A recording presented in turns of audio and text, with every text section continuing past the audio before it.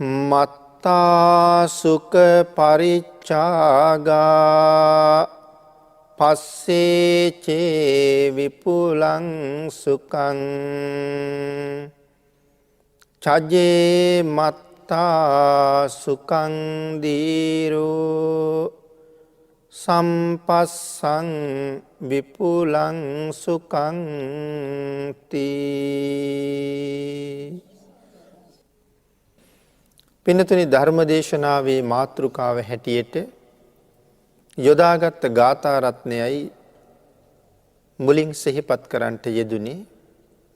ධම්මපද පාළියේ ප්‍රකීර්ණක කියන වර්ගයේ තමයි මේ ගාථා රත්නයේ සඳහන් වෙන්නේ. අපේ බුදුරජාණන් වහන්සේගේ ශ්‍රී මුක ධාතුවෙන් දේශනා කොට වදාළ ගාථා රත්නයක් වුණ මේ ගාථා ධර්මය භික්ෂූන් වහන්සේලා පිරිසක් උදෙසා තමයි දේශනා කරන්නට යෙදුනේ. මත්තා සුක පරිච්ඡාගා පස්සේ චේ විපුලං සුකං. මහණෙනි, යම් මහත් වූ සැපයක් ලැබෙනවා නම් සුළු සැප අතහැරියහම ඒ මහත් වූ සැපය වෙනුවෙන් සුළු සුළු සැප අත්හරින්න කියලයි මේ සඳහන් කරන්නේ. මහත් ලාභයක් ලැබෙනවා නම් ඒ වෙනුවෙන් සුළු ලාභ අත්හරින්න කියලයි සඳහන් කරන්නේ. චජේ මත්තා සුකං දීරෝ සම්පස්සං විපුලං සුකං. මේ ලෝකේ ජීවත් වෙන ඥානවන්ත ප්‍රඥාවන්ත මිනිස්සු මහ සැප වෙනුවෙන් සුළු සැප අත්හරිනවා. ඒක තමයි මේ ගාථා රත්නයේ සරල තේරුම.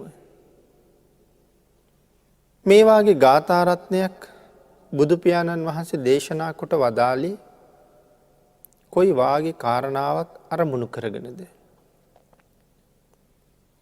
පින්නතුනි, අපේ බුදුරජාණන් වහන්සේ සම්බන්ධයෙන් මහ විශාල ජනගංගාවන් රැස් වෙච්ච සුවිශේෂී අවස්ථා තුනක් සඳහන් වෙනවා. ඒ තමයි යමක මහා පාටිහාරිය දක්වපු අවස්ථාව එකක්. ගංගාරෝහණ පූජාව තව එකක්. දේවාරෝහණ පූජාව අනිත් එක. මේ ගාථා රත්නයේ දේශනා කොට වදාළේ මේ ගංගාරෝහණ පූජාවට සමගාමීවයි. විශාලා මහනුවර ත්‍රිවිධ බයක් ඇතිවෙච්ච බව අපේ බෞද්ධ පින්නතුන් හැම කෙනෙක්ම වගේ බණ දහම් වලින් අහලා දන්නවා. කාලයක් මිහිබට දිව්‍ය ලෝකයක් වගේ තිබිච්ච විශාලාව තවත් කාලෙක අමුසොහනක් වගේ වුණා. මැරිච්ච මලකඳන් වලලන්න සොහොන් පල්ලුවත් නැතුව ගියා. ගෙවල් ඇතුලේ මිනිකුණු 7-8-10 ගොඩ ගිහිල්ලා. මුළු නගරයේම දුර්ගන්ධයෙන් පිරීලා. ඒ නිසා විස බීජ හැමතැනම වහණය වෙන්න පටන් අරන්. එන්න වැඩි වෙන විස බීජ නිසා අහිවාතක කියලා රෝගයක් පැතිරෙන්න ගත්තා. මොකද්ද මේ අහිවාතක කියලා කියන්නේ? අහි කියන්නේ සර්පයාට. සර්පයින්ගේ විස වාගේ විසක් වාතයේ මුහු වෙලා යනවා. අහිවාතක. ඒ වාතයට අහුවෙච්ච හැම කෙනෙක්ම ඒ රෝගයෙන් පීඩාවට පත් වෙලා මැරිලා යනවා. එහෙම රෝගයක් පැතිරෙන්න ගත්තා. අනික මලකුණු හැමතැනම නිසා අමනුෂ්‍යෝ විශාලාව අරක් ගත්තා. ඒ නිසා මිනිස්සුන්ට තව බොහෝසේ කරදර වෙන්න ගත්තා. මේ කාරණාව පැහැදිලි කරනවා නම් හරි දීර්ඝ කාරණාවක් පැහැදිලි කරන්න ඕනේ. නමුත් මේ ගාථා රත්නයේ දේශනා කිරීමේ අර්ථය පැහැදිලි කරන්නයි මේ කෙටියෙන් කරුණු ටිකක් සිහිපත් කරන්නේ. මේකෙන් අපි කොයි විදිහට සැනසීමක් ලැබමුද? අපි මේ කාරණාවෙන් කොයි විදිහට මිදෙමුද මේ භයානක අවස්ථාවෙන්? විශාලාවේ ඉතුරු වෙලා ඉන්න මිනිස්සු මහරජ්ජුරුවන්ට චෝදනා කළා. විශාලාව සමූහ රාජ්‍ය රජවරු 7707 දෙනෙක් රාජ්‍ය කලා කියලා සඳහන් වෙනවා. ඒ හැමෝම වෙනුවෙන් වෙනම මාලිගා, වෙනම පොකුණු, වෙනම උයන්, වෙනම රත මේ නොයෙක් විදිහට ඒ කාරණා පිළියෙල වෙලා තිබුණා. ඒ තරම්ම ශාස්ත්‍රීයයි. කෙසේ වෙතත් මේ සියල්ලගේමත් තවත් ප්‍රධාන රජෙක් ඉන්න ඇතිනේ. ආන් ඒ රජුරුව ළඟට ගිහිල්ලා මිනිස්සු කියනවා පරම්පරා 7ක් තිස්සේ විශාලාව දෙව්පුරයක් වාගේ. මේ වාගේ දුර්භික්ෂ නැත්තම් මේ වාගේ කරදරකාරී කාලයන් ආවෙම නැහැ. ධර්මයේ හැටියට මෙහෙම වෙන්නේ දුර්දාන්ත පාලකයින් රජ වුණාමයි. එහෙම රජුරවන්ට චෝදනාවක් කරන්න සූදානම් වුණා. රජුරව කතා කරලා කියනවා රටවැසියනි මගේ කිසියම් වැරදි වැඩක්, වැරදි නීතියක්, වැරදි ක්‍රියාවක් මොනවා හරි තියෙනවද කියලා හොයලා බලලා තියෙනවනම් කියන්න. මම වැරදි නම් මම මෙතනින් අයින් වෙලා යනවා.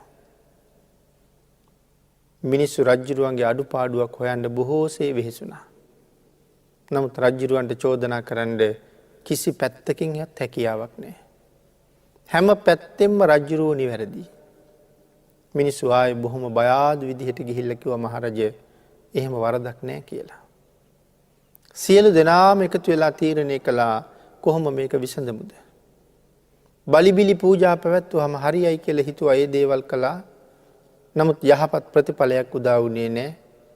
තව පිරිසක් යෝජනා කළා පූර්ණ කාශ්‍යපාදී මේ ෂට් ශාස්ත්‍රවරු කැඳවලා ඒ අයට අපුපස්ථාන කරමු. එතකොට අපිට පිහිටක් ලැබෙයි කියලා. ඒ දේවලුත් කළා. ඒත් කිසිම යහපත් ප්‍රතිඵලයක් නැහැ. මේ අතර හිටියා ලිච්ඡවි කියන මහාලි රජුරුව.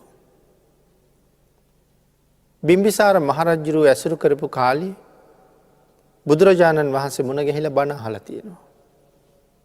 එදා ධර්ම දේශනාව අවසානයේ මහාලි රජුරුව සෝවාන් වෙලයි හිටියේ. මහාලි යෝජනාවක් කළා මේකට හොඳම විසඳුම තමයි බුදුරජාණන් වහන්සේ අපේ රාජ්‍යයට වැඩම වුණ එක. එතකොට අනික් අය බුදුරජාණන් වහන්සේට ඒ තරම් ලොකු සම්බන්ධතා තිබිලා නැහැ. භාග්‍යතුන් වහන්සේ පිළිබඳව හරියට කරුණාකාරණා මනාව දැන අවබෝධයක් තියෙන්නේ නැතුව ඇති. ඒ නිසා සඳහන් කළා මහාලි එහෙනම් මේ වැඩේ කරන්න පුළුවන් ඔබටමයි. පුද පඬුරු එකතු කරලා දීලා රජුරවන්ට කිව්වා පුරෝහිත පුත්‍රයාත් එක්ක ගිහිල්ලා බිම්බිසාර රජුරවන්ට තෑගි භෝග දීලා බිම්බිසාර රජු ලවා බුදුරජාණන් වහන්සේට ආරාධනාවක් කරන්න විශාලාවට වඩින්න කියලා. මහාලි රජුරුව බිම්බිසාර රජුරවන්ට තෑගි භෝග පිරිනමලා කාරණාව මතක් කරලා විශාලාවේ දුක කියලා අපිට එයින් මිදෙන්න භාග්‍යතුන් වහන්සේ වැඩමවලා දෙන්න කියලා මතක් කරාම බිම්බිසාර රජුරුව සඳහන් කළේ උඹලගේ ආරාධනාව උඹලම කරගනින්න කියලා. ඇයි බිම්බිසාර රජුරුව හරි අකමැති බුදුරජාණන් වහන්සේ රජගහනුවරින් තව කොහෙවත් වඩිනවට. ඒ තරම්ම බුදුරජාණන් වහන්සේට ලෙන්ගතු වෙච්ච මහරජෙක්. නමුත් මේගොල්ලෝ කල්පනා කළා බුදුරජාණන් වහන්සේ නම් මහා කාරුණිකයි. අපි ගිහිල්ලා අපේ ආරාධනාව කරමු. මේ දෙන්න ගිහිල්ලා ආරාධනා කරාම බුදුරජාණන් වහන්සේ ආරාධනාව බාරගත්තා. බිම්බිසාර රජුරුව කොහොමද දන්නව ආරාධනාව ප්‍රතික්ෂේප වෙන්නේ නැහැ කියලා. රජුරුව පිරිස කැඳවලා ඒ පිරිසට කීව ගංගා නදිය ගාව ඉඳලා රජගහ නුවර වේළුවනාරාමයේ දක්වා වැටිලා තියෙන යොදුන් 5ක් මාර්ගයේ යොදුන් 5ක් කියහම දල වශයෙන් 70ක්ම 50ක්වත් තියෙනවා. සම්පූර්ණ මේ මාර්ගයේ සමතලා කරලා කඳු කපලා වලවල් ගොඩ කරලා එක තනකොළ කෙන්දක්වත් පේන්නේ නැති වෙන්නත් ඕනේ. කොතනවත් වලක් ගොඩැල්ලක් පාරේ තියෙන්නත් බෑ. පාර හදන්න ඕනේ එහෙම. හදලා සම්පූර්ණ සුදු වැලි වලින් මේ මුළු පාරම අතුරන්න ඕනේ. තනිකරම සුදු වැලි තමයි එතකොට පාර පුරාම තියෙන්න ඕනේ. බුදුරජාණන් වහන්සේ කොච්චර හදිසි තැනකට වැඩියත් පාගමනින් වඩිනකොට දවසකට වැඩින්නේ එක යොදුනයි කියලා සඳහන් කරනවා. ගංගාවට යොදුන් 5ක් තියෙනවා. රජගහනුවර ඉඳලා ගංගා නැමැති ගංගාවට යොදුන් 5ක්. එහෙනම් බුදුරජාණන් වහන්සේ රාත්‍රීන් 5ක් මේ අතරතුර ගත කරනවා. ඒ නිසා පන්සල් 5ක් හැදුවා. පොඩි පන්සල් නෙමෙයි. බුද්ධ ප්‍රමුඛ 500ක් මහරහතන් වහන්සේලාට වැඩ ඉන්න, දන් වළඳන්න, විවේක ගන්න, භාවනා කරන්න. ඒ සියලු පහසුකම් සහිතව මේ සියල්ලම සකස් කළා. තමන්ගේ පිරිස ඒව සකසන අතරේ ගිහිල්ලා ඇහුවා, ස්වාමීනි විශාලාවේ ආරාධනාව බාරගත්තද? ඔව් මහරජා. එහෙනම් ස්වාමීනි මදක් ඉවසන සේක්වා කියලා තමයි මේ කටයුතු කරන්නේ. ඊටාම කෙටි කාලයකින් ඒ වැඩ ටික ඉවර කරලා බුදුරජාණන් වහන්සේට මතක් කළා, ස්වාමීනි එහෙනම් දැන් විශාලාවට වඩිමු. හෙට ගමන ආරම්භ කරන්නයි ලෑස්තිය. උදේ පාන්දර භාග්‍යතුන් වහන්සේ පිටත් වෙන්න. බිම්බිසාර රජුරු බුදුරජාණන් වහන්සේගේ සුගන්ධ කුටියේ දොර ගාව ඉඳලා මල් පාවඩයක් දාලා තිබුණා. අද නතර වෙන පන්සල ගාවට යනකම් යොදුනක් දුරට. ඊට අමතරව පාර දෙපැත්තේ පහන් තියලා, පුන් කලස් හදලා, තොරන් බැඳලා, දජ, පතාක මේ දෙකක් දෙතකොට. දජ කියලා කියන්නේ කොඩි වලට. පතාක කියන්නේ කොඩිම තමයි. අපි දකිනවා විශාල කොඩි. සමහරලාට අඩි 10 15 දිග, අඩි 5 6 පළල මහ විශාල කොඩි දකිනවා. අගේ ලොකු කොඩි වලට තමයි පතාක කියලා කියන්නේ. කොඩි වැල්, මල් වැල් ඒ දේවල් වලින් මේ පාර සරසලා. බුදුරජාණන් වහන්සේගේ හිසට ඉහළින් රජුරුව කුඩයක් උඩ කුඩයක් තියලා කුඩ දෙකක් ඉහළනවා. මහරහතන් වහන්සේලාගේ හිසට ඉහළින් එක කුඩයක් ඉහළනවා. බුදුරජාණන් වහන්සේ අර මල් පාවඩියට ශ්‍රී පා ධාතුව තියෙනවත් එක්කම භාග්‍යතුන් වහන්සේගේ දන මඩල දක්වා මල් ගොඩේ පාදේ ඉරිලා යනවා. ඒ තරම් මල්. පළවෙනි යොදුනම එහෙම තමයි. අද හවස නවතින තැනට යනකම් වඩිනකම් දන මඩල ගාවට මල් වල ඉරි තමයි භාග්‍යතුන් වහන්සේ වඩින්නේ. ඒ තරම් මල් පාවඩයක්. විවිධ වර්ණවල මල්. මෙහෙම ගංගා නදිය ගාවට වැඩියා. දවස් 5න්. ගඟේ නැව් දෙකක් එකට ගැට ගහලා ලොකු නැවක් හදලා. දෙකක් එකට කරලා. ඒ දෙකම එකතු කරලා මණ්ඩපයක් තනලා. ඒ මත බුද්ධාසනය පනවලා 500ක් භික්ෂූන් වහන්සේලාට ඒ වටේට ආසන පනවලා තිබුණා. බුදුරජාණන් වහන්සේ නැවට වැඩම කළා. නැව ටික ටික විශාලාව පැත්තට දියත් කළා. බිම්බිසාර රජුරුවත් නැව පිටිපස්සෙන් ගඟට බැහැලා රජුරුව ගඟේ යනවා. රජුරුවන්ගේ කරවටක් ගිලෙනකන් රජුරුව ගඟේ බැහැගෙන ගියා. එතනින් එහාට රජුරුවන්ට යන්න බෑ, යට යනවා. රජුරුව නතර වෙලා ආයසරයක් පින්නතුනි බුදුරජාණන් වහන්සේට අඬ ගහනවා. ස්වාමීනි භාග්‍යතුන් වහන්සේ විශාලාවේ නතර වෙන්න නම් එපා. විශාලාවේ කාර්ය නිමා වෙලා බුදුරජාණන් වහන්සේ ආපහු රජගහනුවරට වඩිනකන් ස්වාමීනි බිම්බිසාර ගං ඉවුරට වෙලා බලාගෙන ඉන්නවා කියලා කියනවා. අපේ භාග්‍යතුන් වහන්සේ විශාලාවට වැඩියා. විශාලාවට වැඩලා විශාලාවට පණිවිඩය යවලා තිබුණා. බුදුරජාණන් වහන්සේ වඩිනවා. ඊටාම හරසරින් උඹලා භාග්‍යතුන් වහන්සේ පිළිගන්න ඕනේ කියලා. හැබැයි ලිච්ඡවීන් හැම වෙලාවෙම උත්සාහ කළා බිම්බිසාර රජුගේ යම්සේ බුදුරජාණන් වහන්සේට මේ ගමන වඩින මග තුල උපකාරයක් කළාද? හැම වෙලාවෙම ලිච්ඡවීන්ගේ උපකාරය බිම්බිසාර රජුගේ උපකාරයට වඩා හුඟක් ඉහළ වුණා. බිම්බිසාර රජුගේ කුඩ දෙකක් ඉහළුවා බුදුරජාණන් වහන්සේට. ලිච්ඡවීන් 4ක් ඉහළුවා. බිම්බිසාර රජු රහතන් වහන්සේලාට එකක් ඉහළුවා. ලිච්ඡවීන් රහතන් වහන්සේලාට දෙකක් ඉහළුවා. මේ වාගේ අනික් හැම පැත්තම යොදුන් 3ක් ගංගා නදියේ එහා යුරේ ඉඳලා විශාලාවට යොදුන් 3යි. ගඟ ඇරුණාම මේ ගමන යොදුන් 8යි.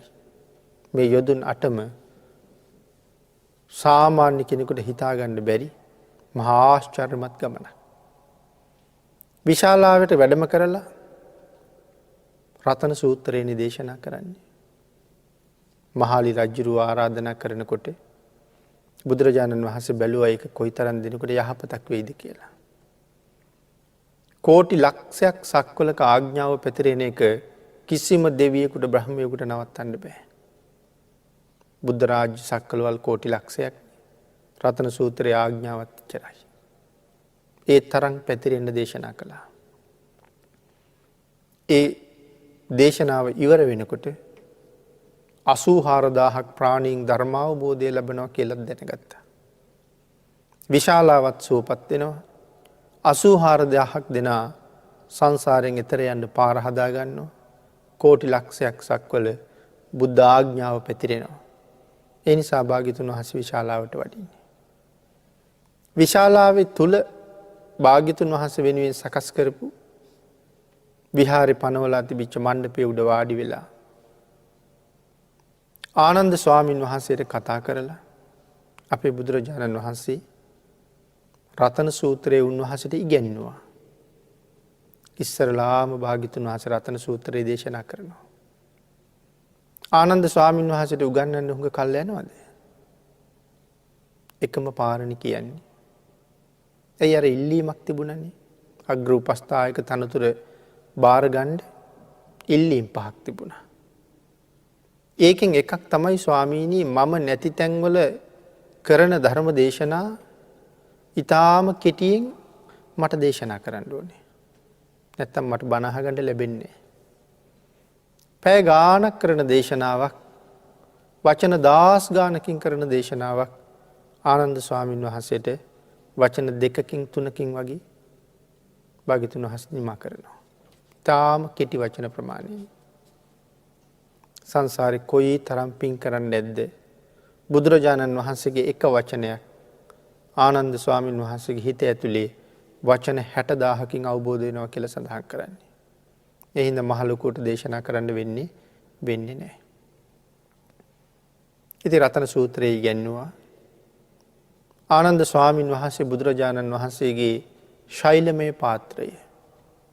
ඒ කියන්නේ භාග්‍යතුන් වහන්සේ පාවිච්චි කරලා තියෙන්නේ ගල් වලින් හදාපු පාත්‍රයක්. කවුද මේ පාත්‍රය පිළිගන්වන්නේ? සතරවරන් දෙවියෝ. කොයි වාගේ වෙලාවක? තපස්සු සහ බල්ලුක කියන වෙළඳ දෙබෑයෝ වෙළඳ මේ පැණි පූජා කරන වෙලාවේ. මේ වෙළෙන්දු දෙන්න බුදුරජාණන් වහන්සේ වැඩ ඉන්න ඉසව්වෙන් වෙළඳාම යනවා. කොහොමද ඒ දෙන වෙළෙන්දුන්නේ? ඒ යන්නේ භාග්‍යතුන් වහන්සේ සත් සතිය ගෙවලා ඉවරයි. සත් සතිය ඉවර වෙලා වැඩ ඉන්න අහලින් තමයි මේ දෙන්න යන්නේ. යනකොට හදිසියෙම මේගොල්ලන්ගේ කරත්ත එරෙනවා. එරුණාම මේගොල්ලෝ කල්පනා කරනවා මේ කවදාවත් එරෙන්නේ නැති මාවතේ ඇයි කරත්ත එරෙන්නේ කියලා. එක්තරා දෙවියෙක් කතා කරලා කියනවා මමයි කරත්ත එරෙන්න සකස් කළේ. මං උඹලගේ නෑදෑයෙක්. මං දැන් ඉන්නේ දිව්‍ය ලෝකේ. බුදුරජාණන් වහන්සේ ලෝකේ පහළ වෙලා සත් සතිය නිමා වෙලා භාග්‍යතුන් වහන්සේ තාම දාන වළඳලා නැහැ. එදා සේනානි දියණියගේ කිරියාහාර වැළඳුවාට පස්සේ තාම වළඳලා නැහැ.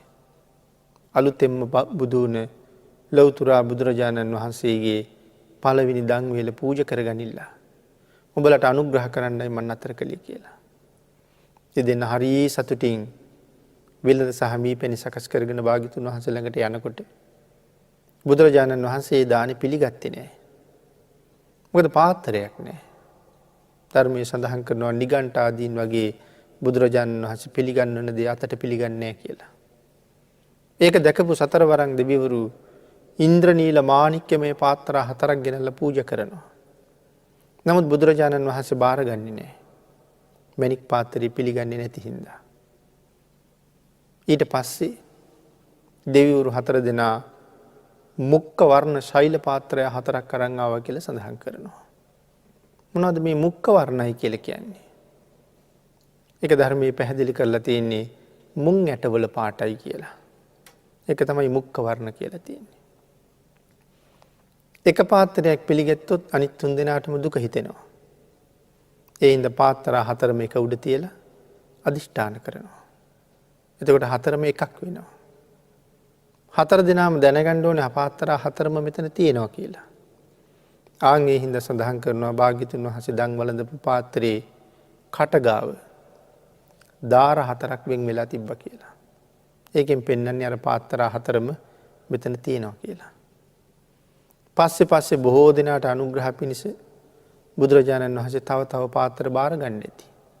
පිළිගන්න ඇති. නමුත් මෙතන සඳහන් කරන ආනන්ද ස්වාමීන් වහන්සේ මේ සෛලමය පාත්‍රය තමයි ඒ වෙලාවේ අරගත්තේ කියලා.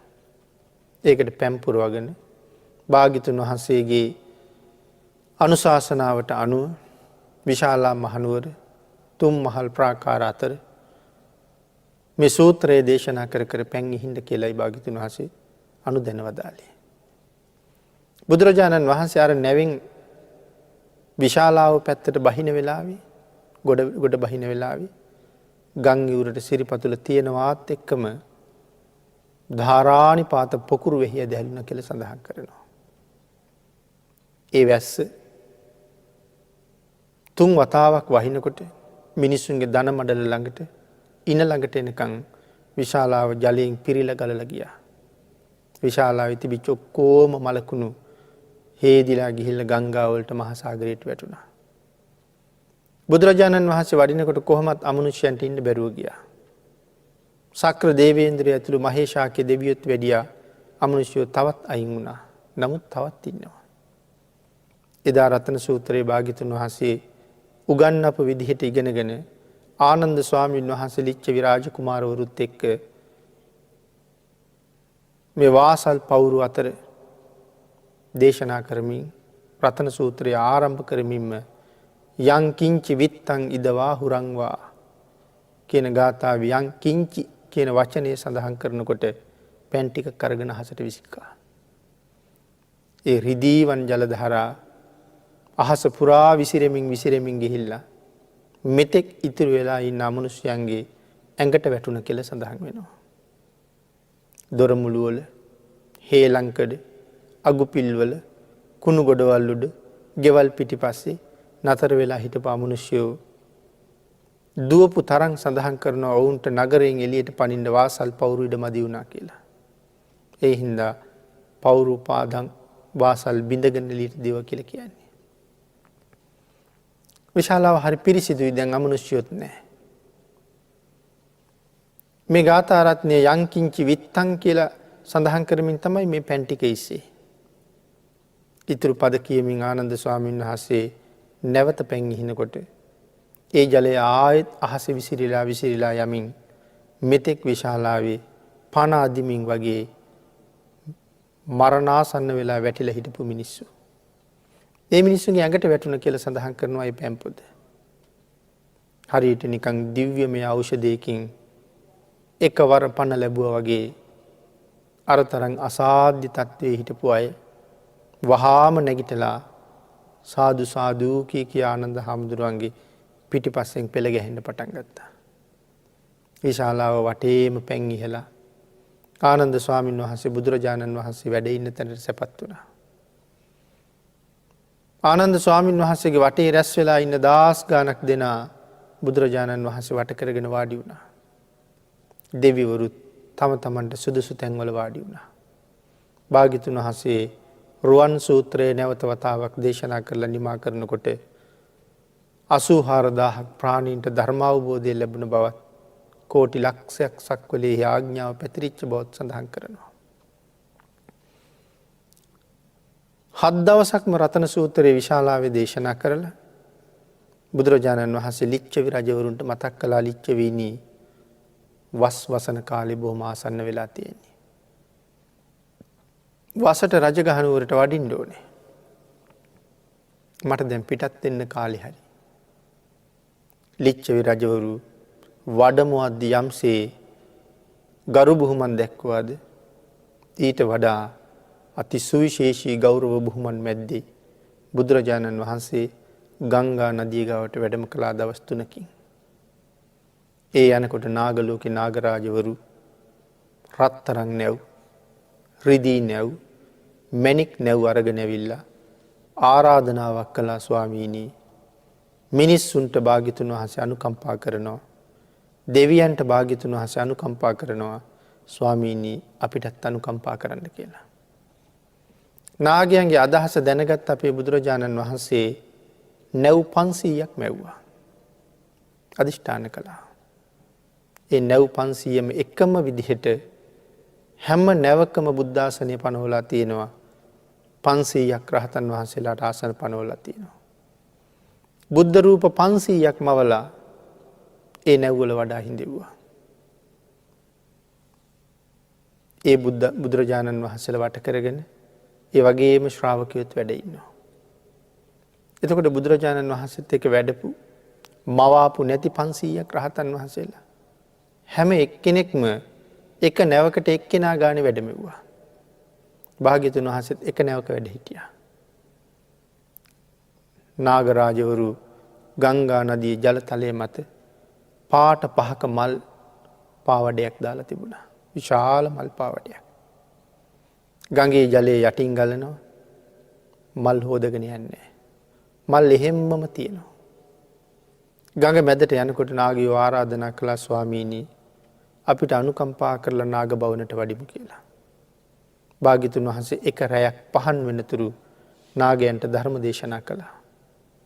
පහවදා උදේ දිව්‍යමය භෝජන වලින් බුද්ධ ප්‍රමුඛ මහා සංඝයාට දම් පිළිගැන්වුවා.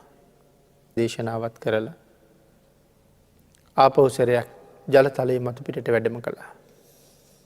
මේ වෙලාවේ බූමාටු දෙවියෝ රුක්ෂ දේවතාවෝ මේ මහා සිරිය දැකලා ගස්වල මල් පිරිලා ගස්වල ගෙඩි පිරිලා සමහර ගෙඩි පැහිලා ඉදිලා මේ නොඑක ආකාරයෙන් අපූර්වයි.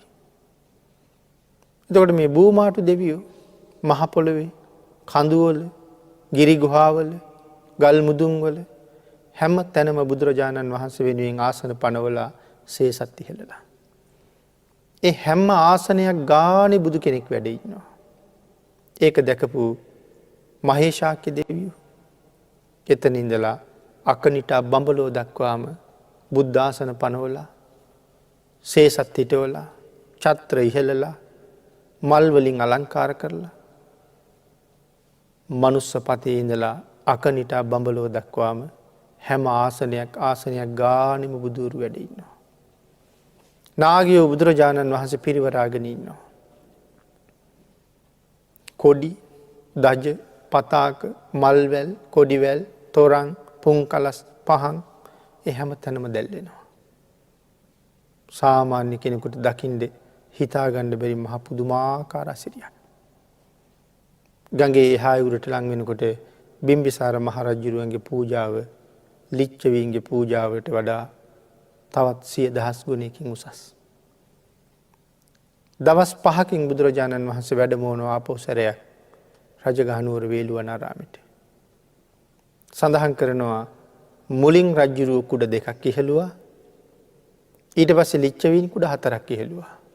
මේ වතාවේ මනුස්ස පතේ ඉඳලා අකනිටා බඹලව දක්වා බුදුරජාණන් වහන්සේගේ හිසට ඉහළින් දෙවියොත් එකතු වෙලා කුඩ ඉහෙලලා.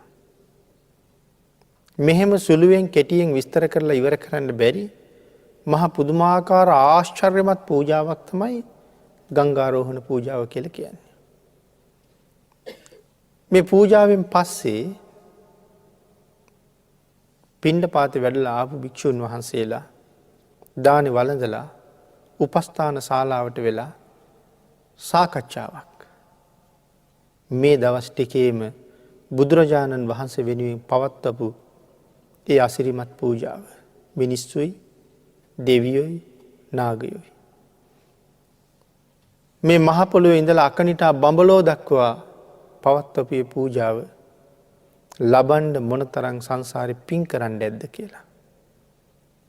භාග්‍යතුන් වහන්සේ භික්ෂුන් වහන්සේලා ළඟට වැඩියම ඇහුවා මොන වාගේ කාරණාවක් සාකච්ඡා කළාද කියලා. ස්වාමීනි භාග්‍යතුන් වහන්සේ මේ දවස්වල සිද්ධ වෙච්ච අසිරිමත් ගංගාරෝහණ පූජාව. මොන තරම් පිනක මහිම වෙන්න ඇද්ද කියලා අපි මේ කතා කර කර හිටියේ. නෑ මහණෙනි. ඒක බුද්ධානුභාවයේ බලය නෙමෙයි. මම් පිරු සමත්‍රිසත් පාරමිතාවක අපරිමිත ආනුභාවයකුත් නෙමෙයි. සංසාරේ පාරමිතා පුරාගෙන යන කාලේ මං කරපු ස්වල්ප පූජාවක ප්‍රතිඵලයක්. ආන් ඒ කාරණාව සඳහන් කරලා මේ ගාථාව දේශනා කළා. බුද්ධානුභාවයත් නෙමෙයි, පාරමිතාවල අනුභාවයත් නෙමෙයි, මං කරපු චූටි පූජාවක්. එහෙම බුදුරජාණන් වහන්සේ සඳහන් කරාම භික්ෂුන් වහන්සේලා ඇහුවා, අනේ ස්වාමීනි, ඒ සුළු පූජාව මොකද්ද? භික්ෂුන් වහන්සේලාගේ ආරාධනාවෙන් අපේ භාග්‍යතුන් වහන්සේ පූජාව ගැන භික්ෂුන් වහන්සේලාට දේශනා කරන්නයි මේ ගාථා රත්නය දේශනා කළේ. මහණෙනි, මත්තා සුඛ පරිත්‍යාගා. මහත් වූ සැපයක් ලබන්න පුළුවන් නම් සුළු සැප අත්හැරියම ඒ පුංචි සැප අත්හැරලා දාන්න. මොකක් වෙනුවෙන්ද? මහත් වූ සැපයක් කැමතිනම්. චජේ මත්තා සුඛං දීරෝ සම්පස්සං විපුලං සුඛං. මේ ලෝකේ ඉන්නවා නම් යම් ඥානවන්තයෙක්, මේ ලෝකේ ඉන්නවා නම් යම් ප්‍රඥාවන්තයෙක්, ආන්ගේ ඥානවන්ත ප්‍රඥාවන්ත මිනිස්සු ධීරෝ කියලා කිව්වේ නුවණැත්තන්ට. ඒ නුවණැත්තෝ කවදාවත් මද සැප හොයන්නේ නැහැ. ඔවුන් මහ සැප වෙනුවෙන් මද සැප අත්හරිනවමයි. මේ කාරණාවයි දේශනා කළේ. ආරාධනා කළාට පස්සේ කරුණු මතක් කළා. මොකද්ද එදා කරපු සුළු පින්කම කියලා. මහණෙනි, මේ බුද්ධකාරක ධර්ම පුරාගෙන එන කාලේ මම එක ආත්මික ඉපදිලා හිටියා සංක කියලා බ්‍රාහ්මණයෙක් වෙලා. ඒක අබුද්ධෝත්පාද කාලයක්. මහණෙනි, ඒ කාලේ මට හිටියා පුතෙක්. ඉතාම ලස්සන රූප සම්පත්තියක් තියෙන, උසට ගැලපෙන මහතක් තියෙන, බොහොම සුන්දර තරුණ වියට මගේ පුතා කෙමෙන් ළඟා වුණා. 16 වෙනි වසරට වගේ භද්‍ර යෞවනයට පා තියෙනකොට මගේ පුතා මට කිව්වා, තාත්තේ මට වේද සාහිත්‍ය ඉගෙන ගන්න ඕනේ කියලා. මං ඒ වෙලාවේ පුතාට කිව්වා, පුතේ මගේ මිත්‍රයෙක් ඉන්නවා බරණැස් නුවර. බරණැස් නුවර ශිල්ප උගන්වන්නේ මගේ මිත්‍රයා. මගේ පුතා එහි යන්න. ගිහිල්ලා ගුරු ගෙදර හොයාගෙන කියන්නේ මම සංක බ්‍රාහ්මණගේ පුතා කියලා.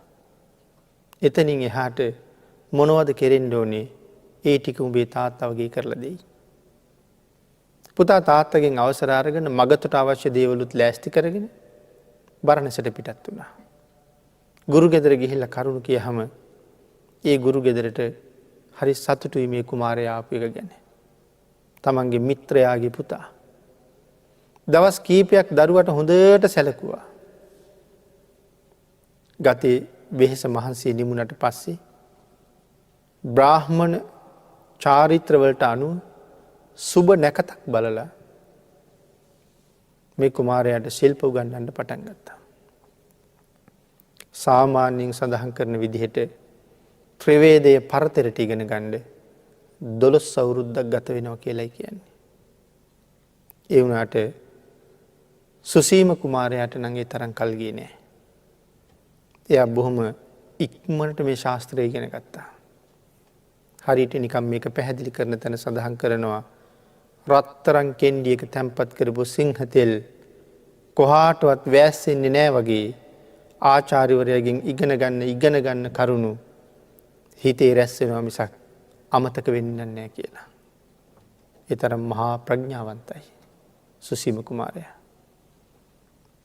සංක බ්‍රාහ්මණතුමා නොදන්නව වුණාට සුසීම කියලා කියන්නේ මහා කල්ප අසංඛ්‍ය 2යි ලක්ෂ 1ක් සංසාරේ පාරමිතා පුරලා ඉන්න කෙනෙක්. මොකක් සඳහාද? පසේ බුද්ධත්වයේ සඳහා. එහු මහා පුණ්‍යවන්තයෙකුට අමුතුවෙන් ශිල්ප මතක හිටින්න වෙනත් දෙයක් අවශ්‍ය නැහැ. සසර කරපු පුණ්‍ය මහිමේම තියෙනවා. ඊටාම ඉක්මනින් මේ ශිල්ප ඉගෙන ගත්තා.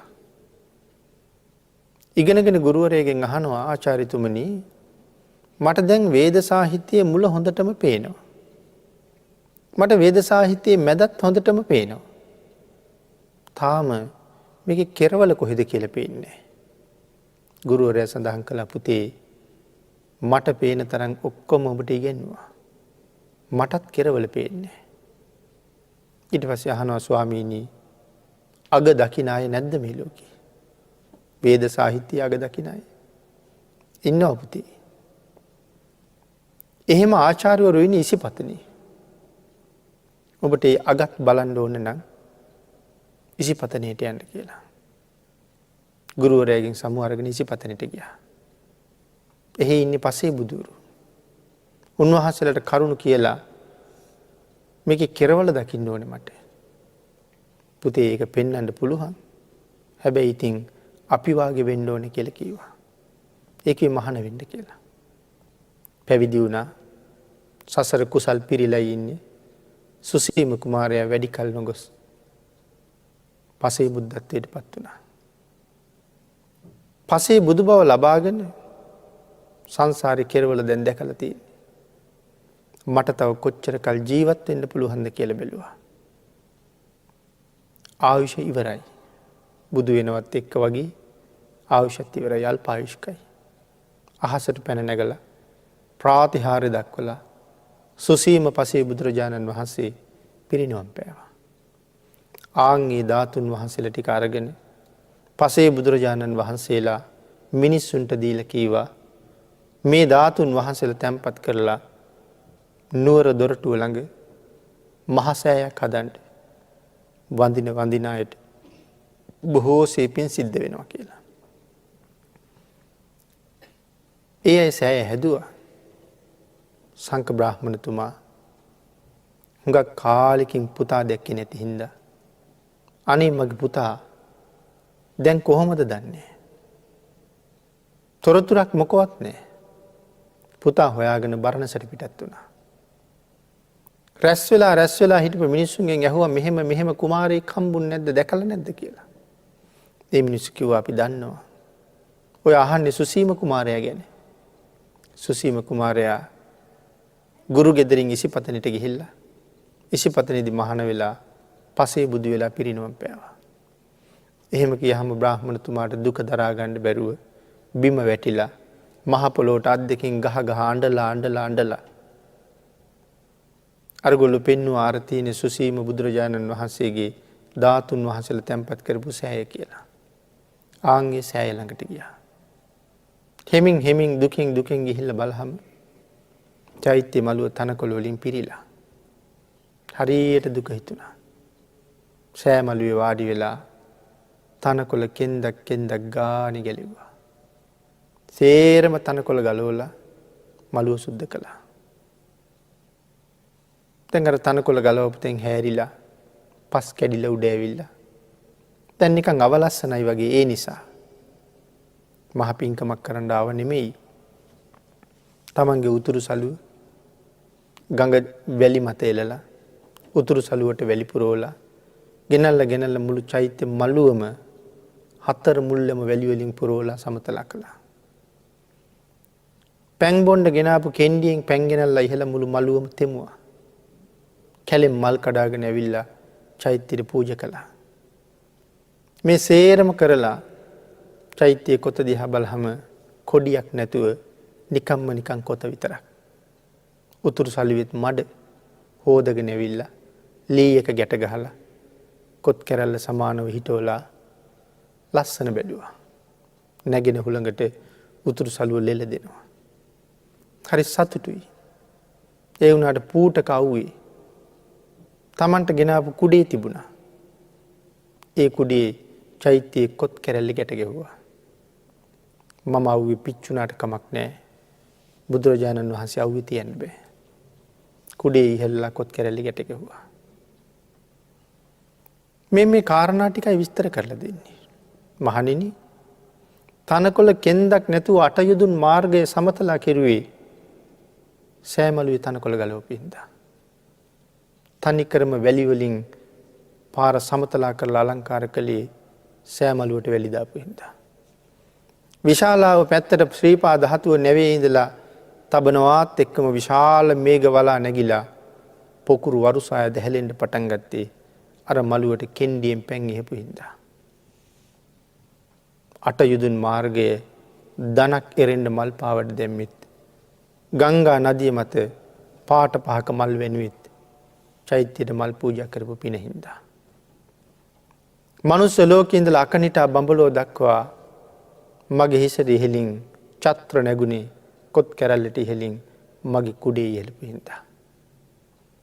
එහෙනම් මං එදා මහ පින්කමක් කරන්න ගිහිල්ල නෙමෙයි මගේ ප්‍රයෝජනයට අරංගියපු සුළු සුළු දේවල් ධාතුන් වහන්සේට පූජ කරපු නිසා කායික ශක්තියෙන් චෛත්‍ය මළුව පිරිසිදු කරලා මල් පූජ කරපු නිසා මට ලැබිච්ච ප්‍රයෝජනමේ. පුංචි පුංචි සැපැත් හැරි. ආං ඒක විසක් වෙනත් බුද්ධානු භාවයක මහා පාරමිතාවක අසිරිය නෙමෙයි ඔය විපාක දුන්නේ. සුළුනත් පින්කම් මොන තරම් මහත් ඵලද කියන කාරණාවයි මේ පැහැදිලි කරන්නේ. මේ ගාථා රත්නයත් එක්ක අපිට තව ධර්ම කාරණා රාශියක් සාකච්ඡා කරන්න තියෙනවා. මේ මොහොතේ ධර්ම දේශනාවට තියෙන කාලය නිමා වෙලා තියෙන නිසා අපි ධර්ම දේශනාව නිමා කළා. මේ ගාථා රත්නේ විස්තර කරමින් තව ධර්ම කාරණා රාශියක් ඉදිරි දේශනා කීපයක සිදු කරන්න බලාපොරොත්තු වෙමින් දැනට අපි ධර්ම දේශනාව නිමා කරමු.